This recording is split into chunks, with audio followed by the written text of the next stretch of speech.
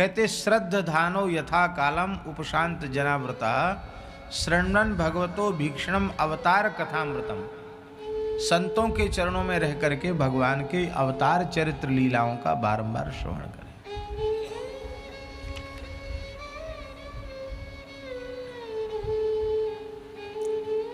देखो, नारद जी के कहने का आशय यह है कि गृहस्थ व्यक्ति गृहस्थोचित कर्म करता हुआ भी, खेती व्यापार नौकरी जो भी उसका वर्ण आया, जो भी उसका सब कुछ करता हुआ भी,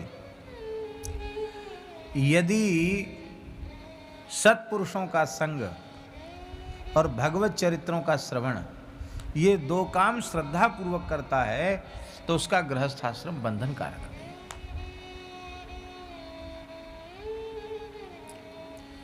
यहां सप्तम स्कंध में जो बात कही जा रही है, यही बात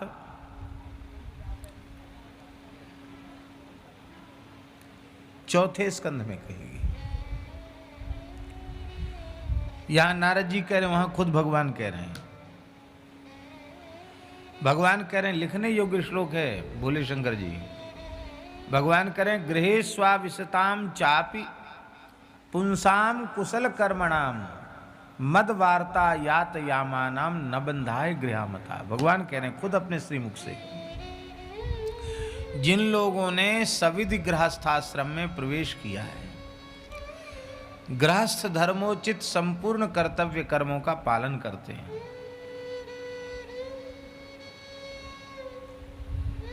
लेकिन उन्होंने एक पक्का निश्चय कर लिया है कि हम अपने व्यस्ततम जीवन का कुछ समय भगवत भागवत चरित्र श्रवण में व्यतीत करेंगे, नाम जप नाम संकीर्तन में व्यतीत करेंगे, और ये काम रोज करेंगे। ऐसा यदि निश्चय कर लिया है तो भगवान कह रहे हैं उनका गृहस्थाश्रम बंधन कारक नहीं, घर में रहते ही वे मुक्त हो जाएंगे।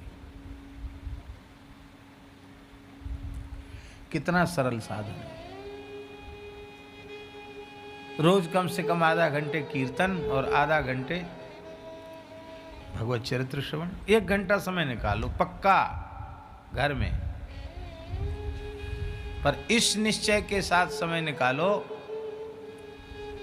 कि जो घर का सदस्य उस 1 घंटे के कीर्तन में सत्संग में उपस्थित नहीं होगा, उसको यहाँ भोजन का अधिकार नहीं है। न रहने का अधिकार है, न भोजन का अधिकार है। जाओ जहाँ इच्छा हो वहाँ पधारो।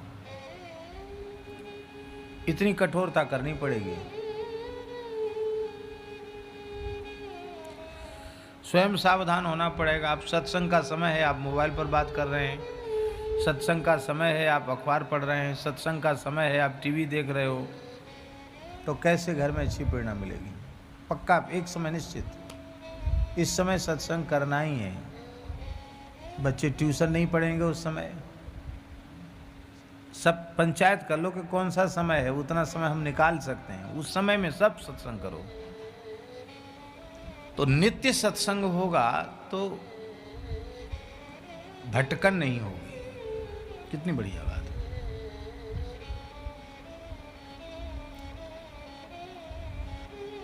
होता क्या है, यदा कदा सत्संग मिल जाता है, फिर उसको हम सुरक्षित नहीं रख पाते हैं। पर बार बार जब श्रवण होता रहेगा तो उसमें न्यूनता नहीं आएगी, उसमें नवीनता बनी रहेगी। और नवीनता हमारे ज्ञान में सतत बनी रहनी चाहिए। हमारे ज्ञान में सतत नवीनता बनी रहनी चाहिए।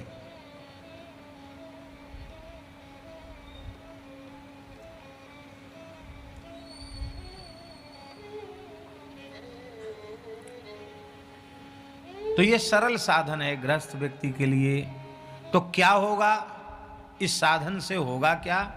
नारद जी कहते हैं, सत्संगात् क्षणकैः संगम आत्मजायात्मजादिषु विमुच्येन मुच्यमानेषु स्वयं स्वप्न वदुत्थिता।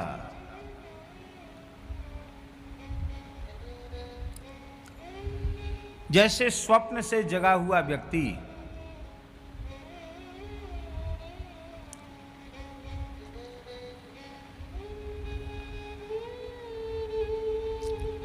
स्वप्न में प्राप्त पदार्थों के लिए न हर्ष करता है,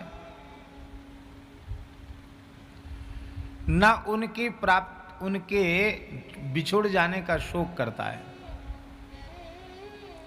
स्वप्न में कोई चीज मिल गई, बहुत दुर्लभ चीज मिल गई, तो अब जगने के बाद, अब स्वप्न में राजा बन गए, पर जगने के बाद तो फटी चरई हैं, हैं? तो समझता भैया हम तो भिक्षुक हैं, भिक्षुक ही रहेंगे। सपने में राजा बन गए तो क्या हुआ?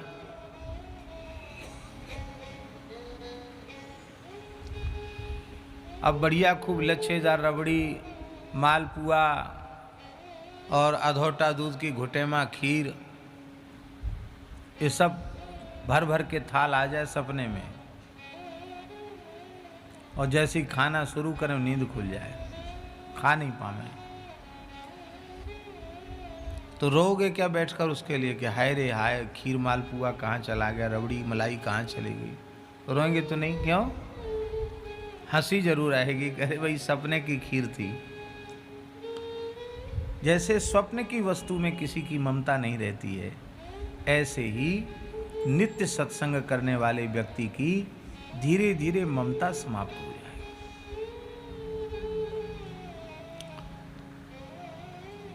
शरीर में ममता नहीं रहेगी, स्त्री पुत्र में ममता नहीं रहेगी। देखो, शरीर में ममता समाप्त होते ही संसार में ममता समाप्त हो जाती है। शरीर और संसार ये दो नहीं है, एक ही है। स्पष्ट करने के भाव से दो अलग अलग कह दिए जाते हैं। शरीर की ममता मिटते ही संसार की ममता समाप्त हो गई।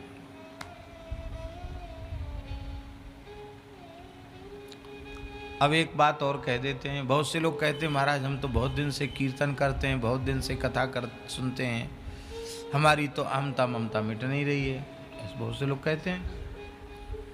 तो उन्हें समझना चाहिए कि उन्होंने ईमानदारी से कहा सुना नहीं। यदि वे ईमानदारी से कहते सुनते, ईमानदारी से कहना सुनना क्या, एक तो कहने सुनने के लिए कहना सुनना है, और एक इसलिए कहना सुनना है कि अबलो नसानी राम अवना नसे हों, अब तक जो हुआ सो हुआ, अब नया सवेरा हमारे जीवन में आएगा, अब हमें अपने जीवन को बदलना है, ऐसा संकल्प करके सुना जाएगा तो ये लाभ हो।